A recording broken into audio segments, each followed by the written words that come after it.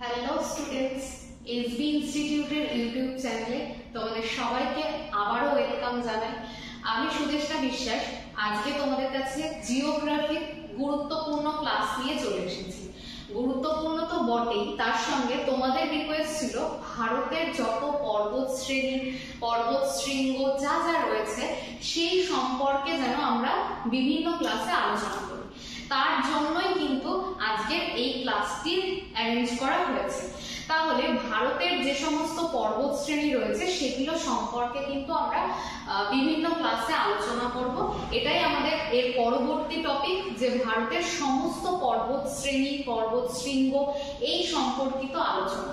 তাহলে যারা আজকে প্রথম এসবি ইনস্টিটিউটের ক্লাস দেখছো তাদেরকে বলবো চ্যানেলটিকে সাবস্ক্রাইব করে পাশে থাকতেই হবে, এবং তার সঙ্গে যারা প্রত্যেকদিন ক্লাস দেখো কিন্তু একটাও শেয়ার করো না, তাদের উদ্দেশ্যে একটাই রিকোয়েস্ট, তোমরা একটা শেয়ার করো। শেয়ার বা লাইক বা সাবস্ক্রাইব কোনোটা করতে কিন্তু তোমাদের কোনো অর্থ ব্যয় হয় না, সুতরাং এইটুকু সাহায্য তোমরা সকলে করতেই পারো। তাহলে এইটুকু বলে আমি আজকের ক্লাসটা শুরু করব। আজকে আমরা ভারতের ঠিক কোন জায়গার পর্বত শ্রেণী শৃঙ্গ আলোচনা করব, চলো দেখে নেব। আর তার আগে আরো একটা কথা, সামনে প্রচুর পরীক্ষা রয়েছে, সেই পরীক্ষাগুলোতে যাতে তোমাদেরকে আমরা হেল্প করতে পারি তার জন্য বলবো প্রচুর শেয়ার করতে ভুলো না, এবং চ্যানেলটাকে আর কি এসবি ইনস্টিটিউটকে সাবস্ক্রাইব করতে একদম ভুলো না। তাহলে জিওগ্রাফি ক্লাস সপ্তাহে একদিনের পরিবর্তে হয়তো 2 দিন বা 3 দিন করেও হতে পারে, সুতরাং সবটাই তোমাদের উপর নির্ভর করবে। তোমাদের দায়িত্ব ক্লাসটিকে শেয়ার করা এবং চ্যানেলটিকে সাবস্ক্রাইব করা যারা নতুন রয়েছে। চলো আজকের ক্লাসে আমরা দেখব যে ভারতের ঠিক কোন জায়গার পর্বত শ্রেণী এবং শৃঙ্গ সম্পর্কে আলোচনা করে নেব। দেখো, সবার প্রথমে আগে এখানে আমরা দেখতেই পাচ্ছি ভারতের ম্যাপটা বা ভারতের মানচিত্রটা। সেখানে যদি আমরা খেয়াল করি তাহলে দেখতে পাবো যে ভারতের কিন্তু প্রত্যেকটা রাজ্যে কিন্তু কম বেশি প্রচুর পর্বত এবং পর্বত শৃঙ্গ রয়েছে বেশিরভাগ রাজ্যে। তাদের মধ্যে আজকে আমরা আলোচনা করব, আজকের ক্লাসের মাধ্যমে আমরা আলোচনা করব ভারতের নর্থ ইস্টের যে পার্টটা রয়েছে সেই নর্থ ইস্ট পার্টের সমস্ত কিছু মানে পর্বত শ্রেণী এবং পর্বত শৃঙ্গ সম্পর্কে আলোচনা করে নেব। আচ্ছা, এটা বলার আগে আমি তোমাদেরকে আরো একটা জিনিস বলে রাখি, আমরা পরবর্তী ক্লাসগুলোতে একদিন দক্ষিণ ভারত আলোচনা করব, একদিন মধ্য ভারত, এবং একদিন কিন্তু আমরা উত্তর ভারতের সম্পূর্ণ পর্বত শ্রেণী এবং শৃঙ্গ আলোচনা করব। তাহলে এইভাবে কিন্তু ক্লাসগুলোকে অ্যারেঞ্জ করা হয়েছে। তার আগে এই আজকের ক্লাসে যাওয়ার আগে অবশ্যই তোমাদেরকে এটাও বলবো যে ভারতে আমরা জানি পুরো পৃথিবীর মধ্যে, এবং যদি আমরা বলি পুরো পৃথিবীর সবথেকে উচ্চতম পর্বত শ্রেণীর কথা, তাহলে আমরা জানি যে সেটার উত্তর হবে হিমালয়। কেউ কিন্তু ভুল করবে না, পর্বত শ্রেণী আর পর্বত শৃঙ্গ দুটো কিন্তু অবশ্যই আলাদা। অনেকেই আছে জানো, অনেকেই আছে জানো না। তাহলে পর্বত শ্রেণী আর শৃঙ্গ কি? ধরো অনেকগুলো পর্বত পরপর অনেকটা জায়গা জুড়ে অবস্থান করছে, এইটাকে বলা হচ্ছে পর্বত শ্রেণী। তার মানে অনেকগুলো পর্বত পরপর যখন শৃঙ্খলের মতো অবস্থান করে তাকে আমরা বলি পর্বত শ্রেণী। আর এই পর্বতগুলোর মধ্যে যেটা সবথেকে উঁচু যে জায়গাটা, চূড়াটা, সেটাকে আমরা বলে থাকি পর্বত শৃঙ্গ। তাহলে এই পর্বত শ্রেণীর সবথেকে উঁচু জায়গাটা হচ্ছে এটাই হচ্ছে পর্বত শৃঙ্গ। এই পর্বত শ্রেণী পর্বত শৃঙ্গ। তাহলে আশা করা যায় বোঝাতে পারলাম, অনেকগুলো ছোট ছোট এরকম পর্বত যখন পরপর শৃঙ্খলের মতো অবস্থান করে সেই পুরোটাকে বলা হয় পর্বত শ্রেণী, এবং পর্বত শ্রেণীর অন্তর্গত সবথেকে উঁচু চূড়াটাকে বলা হয় পর্বত শৃঙ্গ। তাহলে প্রত্যেকটা পর্বত শ্রেণীরই কিন্তু বিখ্যাত উঁচু শৃঙ্গ কিছু রয়েছে। তাহলে এটাও আমরা বুঝে গেলাম। তাহলে দেখো, প্রথমে আমরা আজকে যে কটা আলোচনা করব সেগুলো একটুখানি বলে দিই। কোন কোন রাজ্য নিয়ে আজকের ক্লাসে আমরা আলোচনা করতে চলেছি সেটা দেখিয়ে। সেটা হচ্ছে আজকে আমরা সিকিম, তারপর আমরা এখান থেকে হচ্ছে মেঘালয়, অসম, তারপর অরুণাচল প্রদেশ, তারপরে হচ্ছে নাগাল্যান্ড, মণিপুর আর মিজোরাম এবং ত্রিপুরা।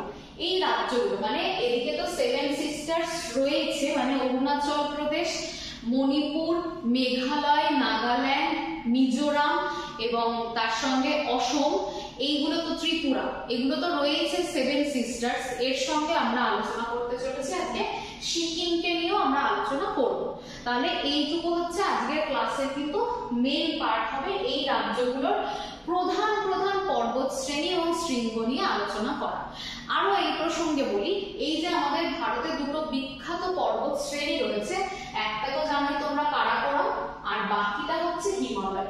এখানে দেখবে হিমালয়ের কিন্তু এখানে আমরা দেখতে পাবো এইখান দিয়ে কিন্তু রয়েছে হিমালয়ের চারটে রেঞ্জ, মানে উত্তর দক্ষিণে আমরা বিভিন্ন ভাগ দেখতে পাবো। কি কি ভাগ আমরা দেখতে পাই? প্রথমে আগে দেখি ট্রান্স বা টেথিস হিমালয়, যেটার অধিকাংশ রয়েছে কোথায়? তিব্বতে। তারপরে আমরা দেখতে পাই গ্রেটার হিমালয়, যার মধ্যে পড়ছে এই কাঞ্চনজঙ্ঘা, এবং এখানে অরুণাচল প্রদেশে রয়েছে কিন্তু কি নামচা বারোয়া বলে একটা শৃঙ্গ রয়েছে অরুণাচল প্রদেশে, এরা কিন্তু গ্রেটার হিমালয়ের পার্ট। এরপর রয়েছে লেসার হিমালয় বা মধ্য হিমালয়, আর সবার শেষে যেটা দেখতে পাচ্ছি সেটাকে বলা হচ্ছে শিবালিক বা আউটার হিমালয়। তাহলে এই হিমালয়েরই অংশ হচ্ছে আমরা আজকে আলোচনা করব। তাহলে হিমালয় সম্পর্কে তো আমরা অন্যদিনের ক্লাসে অবশ্যই আলোচনা করব, তার আগে তোমাদেরকে একটু বলে দিলাম। আর তার সঙ্গে দেখো আরো আরেকটা তথ্য, যদি হিমালয়ের এরকম ভাবে আমরা দেখি পূর্ব পশ্চিমের ভাগটা, তাহলে এই জায়গাটা হচ্ছে যে গ্রিন কালারের অংশটা, এটা হচ্ছে ওয়েস্টার্ন হিমালয় বা পশ্চিম হিমালয়, এটা হচ্ছে মিডিল হিমালয়, যার অধিকাংশটাই রয়েছে নেপালে। আর আজকে যেটা আলোচনা করব সেটার মধ্যে এই পূর্ব হিমালয়টা অবশ্যই পড়বে, তার সঙ্গে পড়বে হচ্ছে পূর্বাঞ্চল, যেটা মণিপুর, নাগাল্যান্ড, মিজোরাম, ত্রিপুরা এই রাজ্যগুলোর মধ্যে রয়েছে। তাহলে আরো যদি ভালো করে তোমরা দেখে নাও, দেখবে আজকে গ্রেটার হিমালয়, লেসার হিমালয় এবং তার সঙ্গে শিবালিক বা আউটার হিমালয়, এগুলোরই কিছু কিছু পর্বত শ্রেণী এবং শৃঙ্গ সম্পর্কে আলোচনা করব। তাহলে একদম এতক্ষণ ধরে তো একটু ইন্ট্রোডাকশন হলো, এবার মূল জায়গায় আমরা চলে যাই। প্রত্যেকটা রাজ্য অনুযায়ী কিন্তু প্রত্যেকটা পর্বত শ্রেণী এখানে উল্লেখ করা আছে, সুতরাং কেউ স্কিপ না করে কিন্তু শেষ পর্যন্ত ক্লাসটি দেখো। কথা দিচ্ছি ক্লাসটি অবশ্যই হেল্পফুল হতে চলেছে। দেখো, সবার প্রথমে ম্যাপ তো আমরা দেখবই, তার আগে দেখে নেব কয়েকটা গুরুত্বপূর্ণ জায়গা। কিছু পাহাড়ের নাম বা পর্বত শ্রেণী এবং শৃঙ্গের নাম কিন্তু আমরা সবার প্রথমে দেখে নেব। প্রথমে আমরা দেখব সিকিম। সিকিমে কোন পর্বত শৃঙ্গ রয়েছে সেটা দেখে, সেটা হচ্ছে দেখো কাঞ্চনজঙ্ঘা। এই কাঞ্চনজঙ্ঘা পর্বত শৃঙ্গটি কোথায় অবস্থিত? ভারত এবং নেপালের সীমান্তে। ভারতের কোন রাজ্যে রয়েছে কাঞ্চনজঙ্ঘার অবস্থান? সেটা হচ্ছে সিকিমে রয়েছে। কাঞ্চনজঙ্ঘাকে বলা হয় পুরো পৃথিবীর তৃতীয় উচ্চতম পর্বত শৃঙ্গ। প্রথম উচ্চতম পর্বত শৃঙ্গ নেপালে অবস্থিত এভারেস্ট, তারপর ভারতে পাই আমরা K2, যেটা কারাকোরাম পর্বত শ্রেণীর সর্বোচ্চ শৃঙ্গ, আর পুরো পৃথিবীর তৃতীয় উচ্চতম শৃঙ্গের নাম হচ্ছে কাঞ্চনজঙ্ঘা, যেটা হিমাদ্রি হিমালয় বা যেটাকে বলা হয় কিন্তু যেটা একদম হিমালয়ের সর্বোচ্চ অংশ, সেই জায়গাটাতে রয়েছে বা গ্রেটার হিমালয়ে অবস্থান করছে এই কাঞ্চনজঙ্ঘা।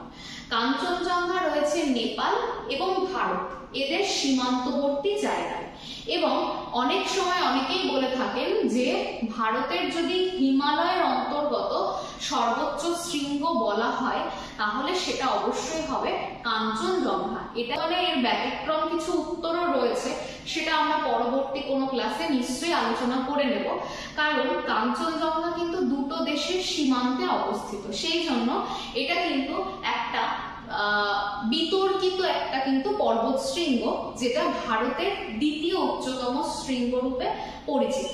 তাহলে ভারতে হিমালয়ে অবস্থিত সর্বোচ্চ শৃঙ্গের নাম যদি বলা হয় সেটা কাঞ্চনজঙ্ঘা, আর যদি বলা হয় ভারতের দ্বিতীয় উচ্চতম শৃঙ্গ সেটাও কাঞ্চনজঙ্ঘা, আর পৃথিবীর তৃতীয় উচ্চতম শৃঙ্গ বললে তখন হবে কিন্তু কাঞ্চনজঙ্ঘা, কারণ তার আগে আছে মাউন্ট এভারেস্ট প্রথম, দ্বিতীয়তে আছে কিন্তু K2 বা গডউইন অস্টিন।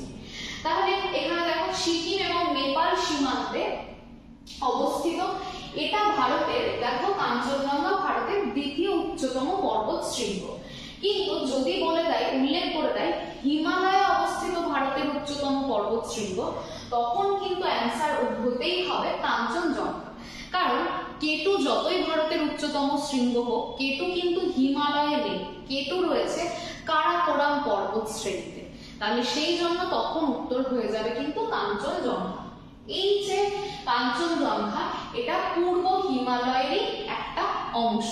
তার মানে পূর্ব হিমালয়ের মধ্যে কাঞ্চনজঙ্ঘা, সিকিম পাবো, পশ্চিমবঙ্গের কিছু জায়গা পাবো উত্তর দিকটা, তাছাড়া অরুণাচল প্রদেশ, অসম, মেঘালয়, নাগাল্যান্ড, মণিপুর, মিজোরাম, এই প্রত্যেকটাই পাবো।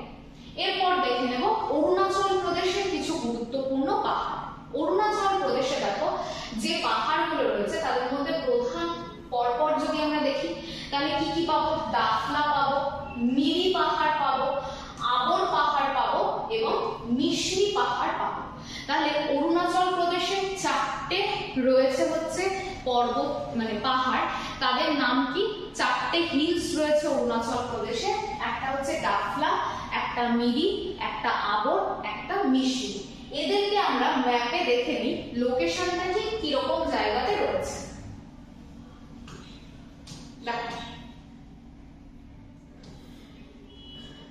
এখানে দেখো সবার প্রথমে এই জায়গাটা হচ্ছে কাঞ্চনজঙ্ঘার অবস্থান, তাহলে এটা তো মনে রাখছই সিকিমে। এবার চলে আসি আমরা অরুণাচল প্রদেশ। এই যে পুরো অঞ্চলটা দেখতে পাচ্ছি এটা হচ্ছে অরুণাচল প্রদেশ। অরুণাচল প্রদেশের যদি আমরা কথাতে আসি তাহলে আমরা দেখতে পাবো কি যে অরুণাচল প্রদেশে কিন্তু চারটে পাহাড় রয়েছে। কি কি? প্রথমে রয়েছে দাফলা পাহাড়, তারপরে রয়েছে মিরি পাহাড়, তারপরে রয়েছে আবর পাহাড়, আর তারপর রয়েছে মিশমি পাহাড়। আবারও বলছি, এখানে রয়েছে দাফলা পাহাড়, এখানে রয়েছে মিরি পাহাড়, এখানে রয়েছে আবর পাহাড়, আর এখানে রয়েছে মিশমি পাহাড়। তাহলে অরুণাচল প্রদেশে মোট চারটে পাহাড় রয়েছে।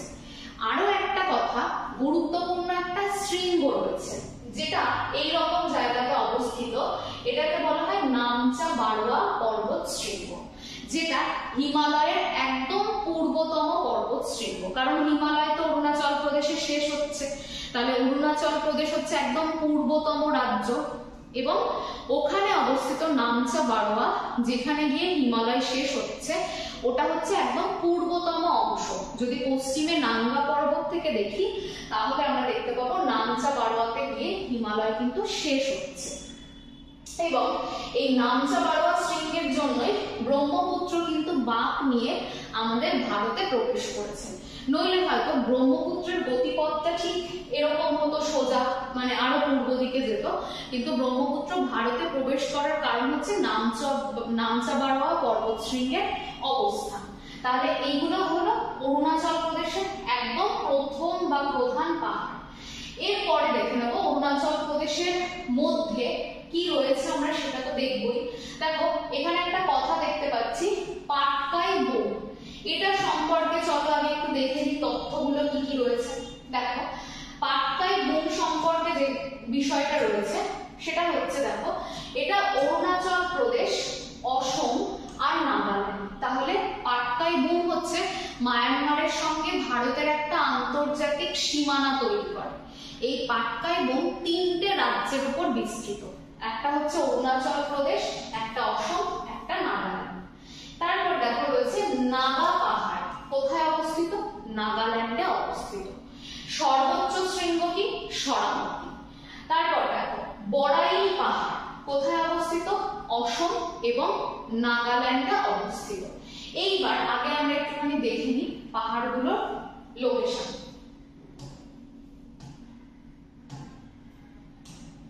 দেখো এই যে পাটকাই বন দেখতে পাচ্ছি, এটা তাহলে কোথায় কোথায় অবস্থান করছে? এটা অসমে রয়েছে কিছুটা, এটা রয়েছে অরুণাচল প্রদেশে কিছুটা, আর এই জায়গাটা হচ্ছে নাগাল্যান্ড। নাগাল্যান্ডেও পাটকাই বন রয়েছে। তাহলে পাটকাই বন তিনটে রাজ্যের উপর রয়েছে, অসম, নাগাল্যান্ড আর অরুণাচল প্রদেশ। এটা হচ্ছে অরুণাচল প্রদেশ। তাহলে এখানে রয়েছে পাটকাই বন।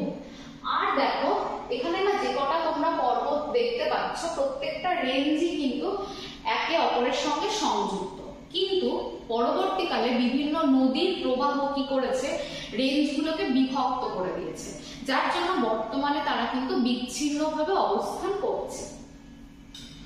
এবার দেখো পাটকাই ভূমের পর আমরা দেখতে পাচ্ছি নাগা হিলস এইরকম জায়গাতে অবস্থিত।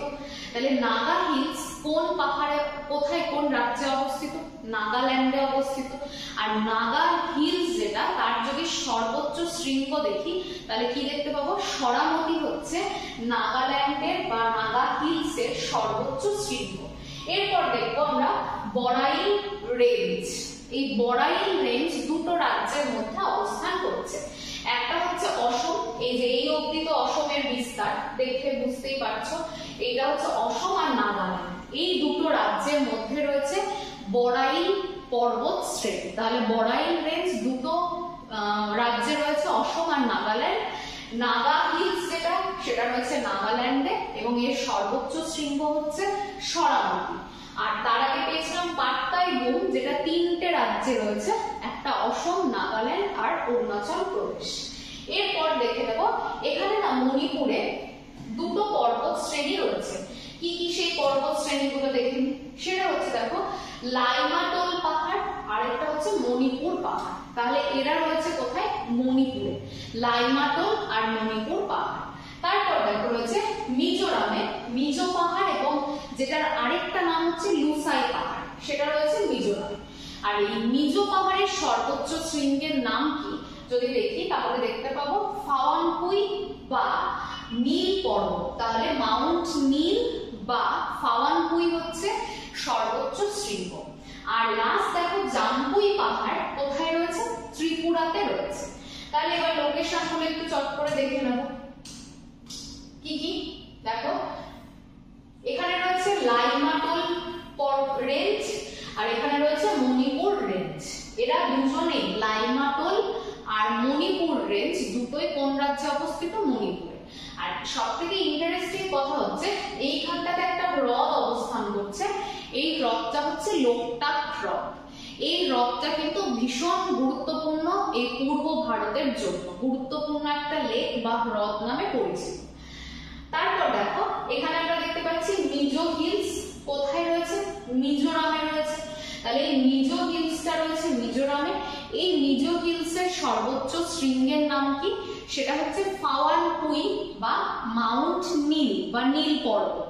আর এই মিজো হিলসেরই অপর নাম হচ্ছে লুসাই পর্বত। তাহলে সেটাও আমরা মনে রাখবো, লুসাই কিন্তু মিজো হিলসেরই অপর নাম। আর দেখো এই রকম জায়গাতে রয়েছে কি, এখানে রয়েছে ত্রিপুরাতে জাম্পুই পর্বত। তাহলে ত্রিপুরাতে কি অবস্থিত? এই রকম জায়গাতে অবস্থিত হচ্ছে জাম্পুই পর্বত, যেটা ত্রিপুরাতে অবস্থিত। এটা ত্রিপুরার রাজধানী আগরতলা থেকে প্রায় 200 কিলোমিটার দূরে অবস্থিত হচ্ছে এই জাম্পুই পাহাড়, যেটা ত্রিপুরায় রয়েছে। তাহলে এখান থেকে আমরা মোটামুটি পেয়ে গেলাম উত্তর পূর্ব ভারতের বেশ কিছু পর্বত। এইবার দেখো এই উত্তর পূর্ব ভারতের পর্বত পড়ার সঙ্গে সঙ্গে আমরা মনে রাখবো সেটা হচ্ছে অসম। অসমের অধিকাংশ জায়গা তো আমরা জানি যে সমতল অঞ্চল, কারণ ব্রহ্মপুত্র কি তৈরি করেছে? এখানে একটা উপত্যকা তৈরি করেছে, ব্রহ্মপুত্র উপত্যকা। কিন্তু এখানেও কিন্তু দুটো রেঞ্জ রয়েছে গুরুত্বপূর্ণ। সেটা কি? একটা তো দেখতেই পাচ্ছ মিকির হিলস রয়েছে এখানে, মিকির হিলস।